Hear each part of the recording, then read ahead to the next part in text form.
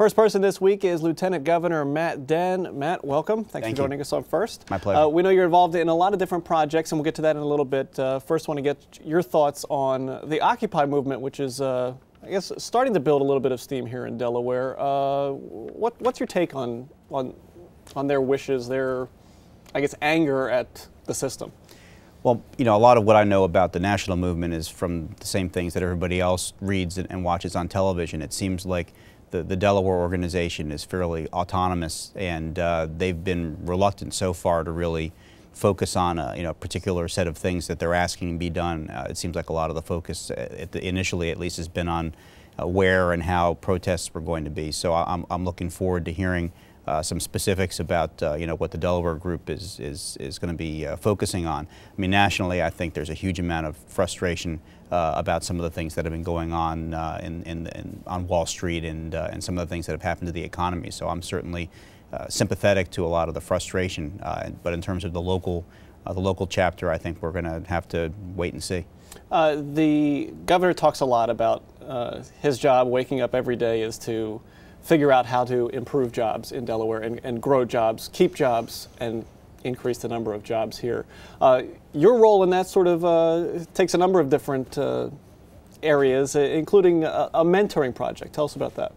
Well, the governor is doing a fantastic job, I think, in terms of keeping businesses here, bringing in new ones, and a big part of that is us going out and talking to businesses about what their needs are. And one thing that we have found is that when we talk to both potential and current businesses about what they're looking for in terms of a state where they're going to locate, public education keeps coming up over and over again as a real focus. Number one, because that's what generates their workforce, and number two, because it's just a huge component of quality of life. And when these businesses are trying to recruit and keep good employees of their own, that's one of the things that they have to hold out for people, is what kind of a life are you going to have in this state, and public schools are a big part of that. So we've been very focused on trying to improve our public schools, and we've been pursuing a bunch of different initiatives, but one of them is trying to get members of the public and businesses involved in mentoring in our public schools. We've got a ton of kids who don't get a lot of necessarily individual attention at home from adults in terms of either help with academics or just general guidance.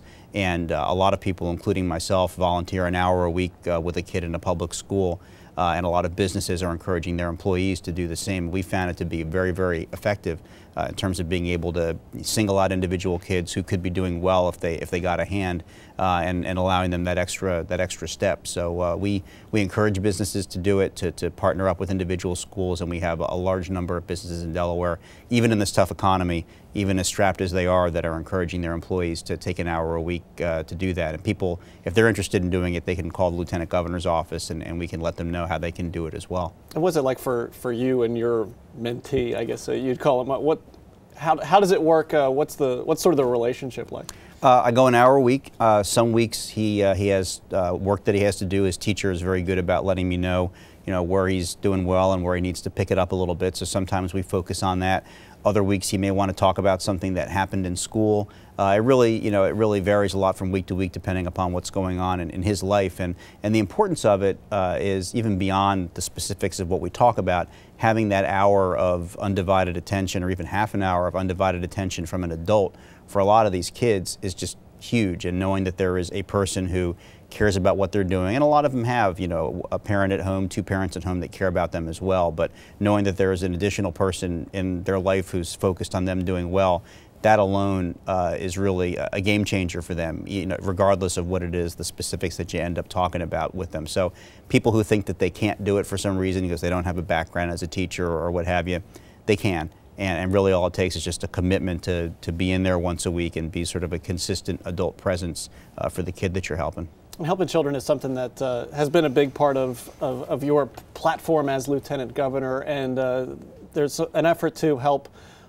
kids, especially in Kent and Sussex County, as far as mental health is concerned, stems from the Bradley case of a few years ago? Well, the case involving Dr. Bradley focused a lot of attention on what was really already a pre-existing problem, which was that we don't have enough people who are providing mental health services to the population in general and to children specifically in Kent and Sussex County. And the more we look into it, the shortage really seems to be focused in Sussex County. So there's a more general problem, which is just that the number of providers per capita in Sussex County is very low compared to the rest of the state, and we need to figure out some ways that we can get people who are providing mental health services to locate in Sussex County and have their practices in Sussex County.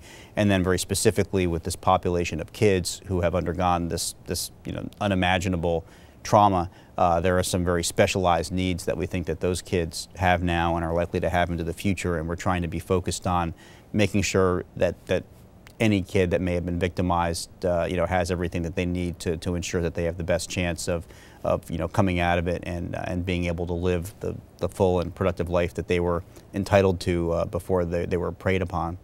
Another part of your role as Lieutenant Governor involves the Board of Pardons, which was, I think it was a year ago or so, kind of targeted for elimination. What's the status of that? Where does that stand? Well, the Board of Parole was targeted for elimination, and the Board of Pardons is a different entity. Yeah, the Board of Pardons is a constitutional body. Board of Parole has to do with people having their sentences reduced for a variety of factors, good time and things like that. Board of Pardons involves people who may have already been released from prison, who are simply trying to get a pardon for whatever they were convicted of for purposes of getting a job or things like that. Or people, a smaller percentage of our cases are people who are still serving time but want to have their sentence reduced. So it's different from the Board of Parole issue. And it's a very interesting job. I mean, once a month I get together, there's 4 other members. We make recommendations to the governor as to whether he should ultimately grant the pardons. But it really gives you an insight into some of the things that people who have 20 or 25 years ago done something that they shouldn't have and been convicted of it and paid a price, an insight into what their lives can be like 15 or 20 years later. Is there a, and I don't know if you could even say this, more pardons granted or people let off for good behavior or for their future, or more denied? What is the sort of average? I don't know that anyone, for us or anyone else, has kept track of what percentage we recommend or don't recommend. We deal with them on a very individualized basis, and often you find that, even after you've read the paper file, that when the person comes in and you have a chance to interact with them, sometimes your perception of the case can change just upon the way that the person talks about their story. We've had people who, when I read their file, I thought this is a great candidate for pardon, and they came in and it turned out they weren't, and vice versa as well. We had people who came in who looked like they really hadn't gotten their lives together, and they've come in and really impressed us with getting back on the straight and narrow. It's a very interesting day a month that you spend, getting some insight into these lives. Let's talk politics and blogs for a second. Safe to say that you'll be running again for Lieutenant Governor 2012? Yes. And you heard it here first. We can make the announcement. I told my wife too. Is there a timetable for sort of getting that ball rolling as far as re-election is concerned?